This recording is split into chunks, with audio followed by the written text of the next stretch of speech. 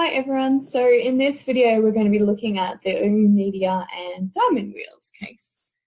Okay, which for me is our last case. I don't know if you've been watching these in the same order that I've been recording them, but this is my last frustration case. Alright, so in the oOh Media case, oOh Media had a license from Diamond Wheels to use an exterior of a building located at the intersection of two streets in Melbourne. The license allowed oOh Media to place advertising and promotional material on the exterior and roof of the building. And note as well, it was quite a large billboard, about roughly double or so the usual commercial size, so it was quite big.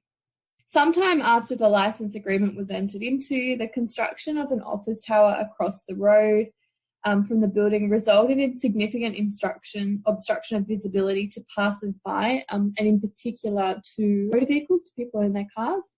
And this meant a drop of about 85% in revenue to oOh Media. oOh Media purported to terminate the agreement pursuant to a particular clause in the license agreement, clause 11C, and we'll come back to that clause when we look at the case reading guide questions. Diamond Wheels, however, rejected the termination and treated it instead, the letter that oOh Media had written them instead, as a repudiation of the contract, and then they sued to recover damages. oOh Media claimed, they had two key arguments. The first was that they had the right to terminate the agreement, and in the alternative, they argued that the construction of the office tower had actually frustrated the license agreement. Okay. And some of the key arguments are noted there on the slide as well. So the appellant, just one of the key arguments, sorry. The appellant claimed an unexpressed common assumption that motorists travelling north on King Street would have an uninterrupted view. And we'll deal with this idea of a common assumption towards the end of the case reading guide questions. So note that there was nothing in the actual contract which dealt with line of sight being obscured from the road or anything like that. So this case is particularly useful around the notion of foreseeability and frustration. So we'll deal with that in a moment in more detail in the case reading guide questions. But if you have a look at Justice Nettle's judgment, around 75 to 80 of the judgment, there's some examples or discussion there around how foreseeable something needs to be. And Justice Nettle notes this particular quote, that in the case of foreseeable but unforeseen events, as in this case, okay, as in here with the construction of the building across the road, the nature and extent of foreseeability is critical. However, you'll come to see when we look at that part of the case reading guide question, it was seen to be foreseeable that in downtown Melbourne, something would be built potentially that might fully or partially obstruct the line of sight of the building at that intersection. The case also has a really interesting discussion around the use of extrinsic evidence, okay? And there's some discussion of the earlier frustration case of Krell and Henry, which you may have seen discussed in some of the other judgments. Krell and Henry involved the hiring of an apartment from which the person was hoping to watch the ceremonial parade, I think it was of the King, and then the King got sick and couldn't parade. The parade got cancelled. So it was whether that contract had been frustrated. And both parties in that instance, it was quite clear that they were under the, they knew that the purpose of the contract was to watch the parade. Okay, so in that instance, frustration was fun. There you go. It's a coronation parade. I knew I had it somewhere. It's on my slide. Okay, great. And in Cadelpha, there was also, a common assumption. The parties would be able to work on the tunnel at all hours of the day and night in those 3 shifts. And I'll leave that for the moment because we come back to looking at those cases when we assess the radically different element of the frustration test at the end of the case reading materials. Just note that when the parties entered into the contract, for frustration to be found, there needs to be a shared understanding about a particular state of affairs, okay, potentially existing, or that goes to the purpose of the contract. Come back to that. Okay. All right. In terms of the finding in the case, in the Court of Appeal judgment in Victoria, The judges were unanimous that oOh Media didn't have a contractual right to terminate the license agreement, and we'll come back to that when we look at the arguments around Clause 11C. And also they held that the contract hadn't been frustrated. Okay. And what this meant was that the other party, Diamond Wheels, was entitled to an award of damages for breach of the license agreement. Okay, so in that instance, that letter was held to be the repudiation of the contract did occur. So they were within their rights to sue for damages and they received them.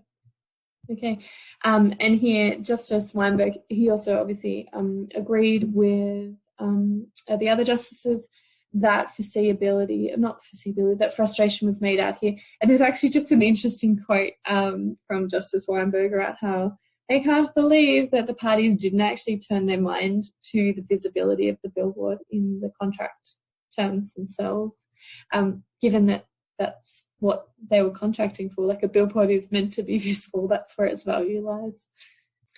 All right, so in terms of our case reading questions, so the first question here is, what were the arguments put forward from counsel for the appellant that the trial judge had erred in her construction of Clause 11C of the agreement, and why were those arguments rejected? All right, so there were two key arguments made. The first argument was that when the sign was first erected back in 1967, so some 40 years prior to this actual contract, the view from the northbound carriageway of Kingsway to the site was uninterrupted. Therefore, the sign was intended to function as a roadside advertising sign, and therefore its value was according to its visibility to the northbound traffic. Remembering here that in this case, the drop in revenue to oOh Media was attributed to the lack of visibility from the cars, because the sign was actually still visible from trains and from people on foot. But it was the lack of visibility of the cars was said to lead to the drop in value. So they're trying to make that connection there to the motor vehicle visibility. Now, this argument was rejected, unsurprisingly, essentially that these facts and circumstances were irrelevant.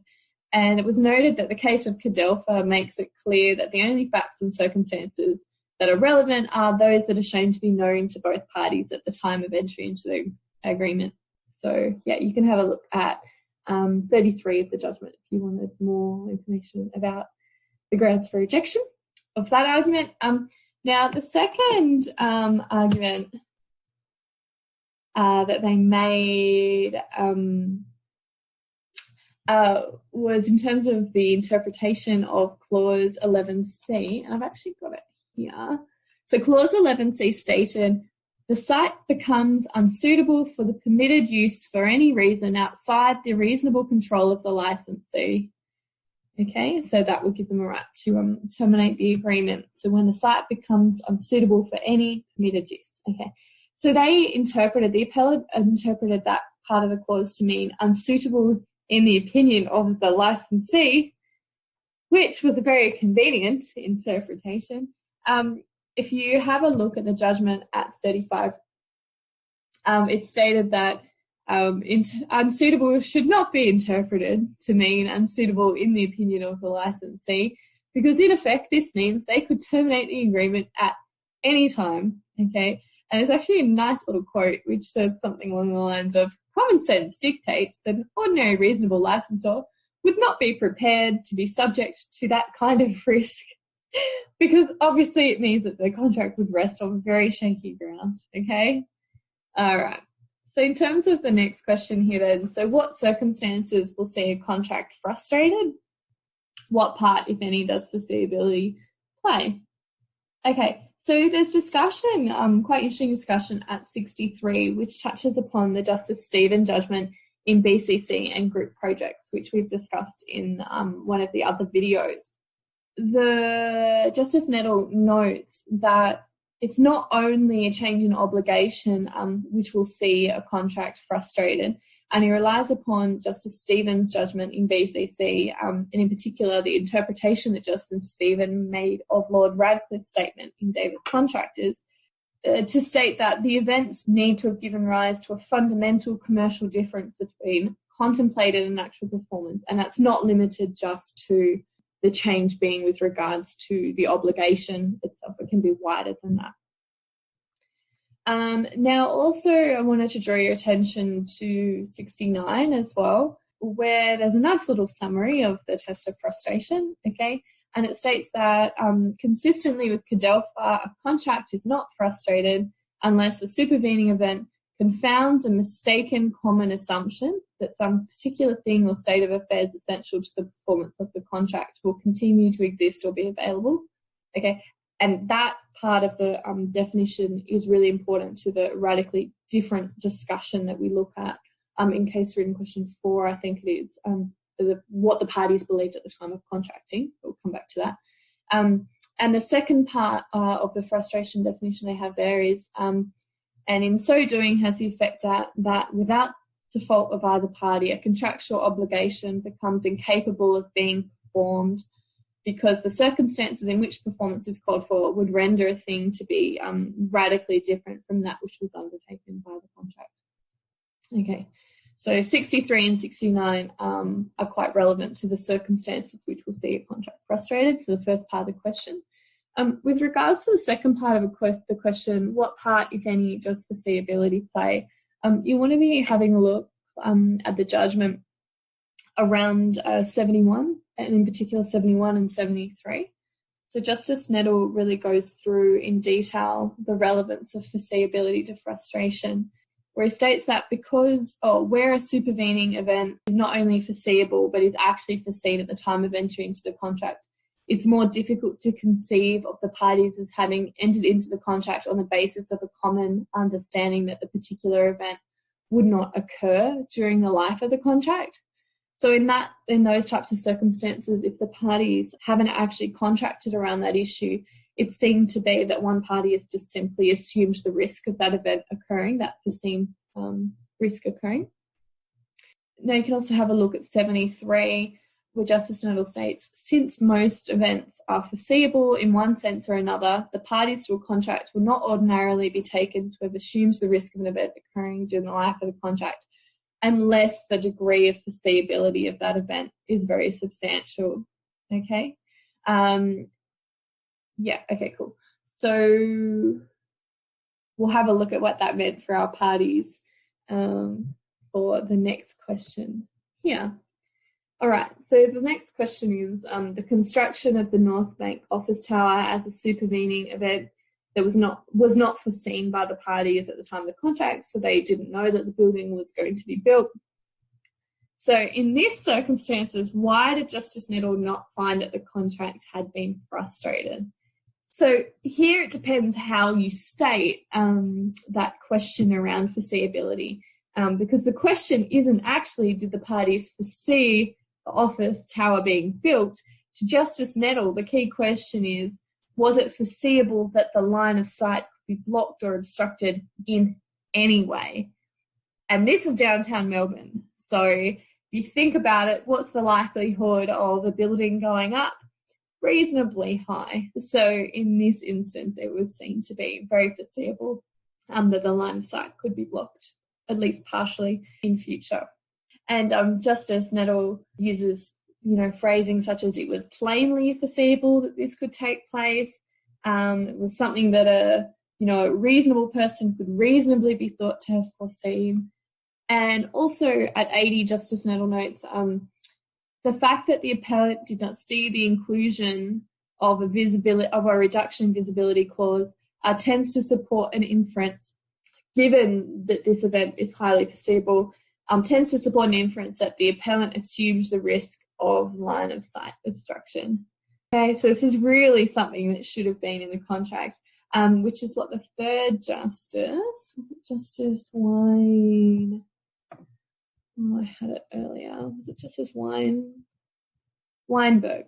Which is what Justice Weinberg says here in this quote. All right. So in terms of question 4, why did the court conclude that the erection of the North Bank office tower did not render performance of the license agreement a thing radically different from that which was undertaken by the contract? This case here was differentiated from the facts of Krell and Henry, so that the parade case, as well as Cadelpha, the tunnel case. So there was nothing in the facts of the surrounding circumstances to suggest that the parties shared an understanding at the time of entry into the contract that either the northbound carriageway would not one day be blocked or obscured, or that the contract was solely entered into for the purpose of displaying advertising to motor vehicle traffic travelling north over the King Street Bridge. Okay, so the purpose of the contract wasn't narrow here, like in Krell and Henry, where the whole purpose was to see the parade. It wasn't like that here. Okay, it wasn't so narrow. Note as well, also part of the fact that it wasn't seen to be a thing radically different too, was that the site actually remained usable. So its profitability definitely went down, but it was still usable. Now, in terms of the final question, so is it possible that a supervening event that substantially increases the cost or onerousness of performing a contract will ever be enough to make out a case of frustration? Okay, so guidance around this is found at 101 as well as 109 of the judgment. So at 101, it stated that, the authority is clear that frustration is not to be lightly invoked, okay, and it's to be kept as quite a narrow doctrine, so quite difficult to succeed in a case for frustration. And the quote, the opinion of Lord Simon of Gladesdale in the National Carriers and Panalpina case is actually cited, okay, with approval. And the position of Lord Simon was that in order to frustrate a contract, a supervening event must radically alter the nature, not merely the expense or onerousness of the performance of contractual obligations here. And here, the billboard was up, was still able to be seen from some perspectives. It's not like another building was literally built 30 centimetres away from it or anything. So, because of that, maybe, Media's revenues dropped, but it was still the same contract. The event didn't change radically, didn't make the contract, performance of the contract radically different to what it was prior to the building. Okay, and then just note at 109, it is conceded that there may come a point at which hardship turns to frustration, but that point has not been met in this case. Okay, so it leaves it a little bit open for future cases, potentially, if they can show the other elements of frustration on their facts. Okay, so that concludes the oOh media case. Fantastic.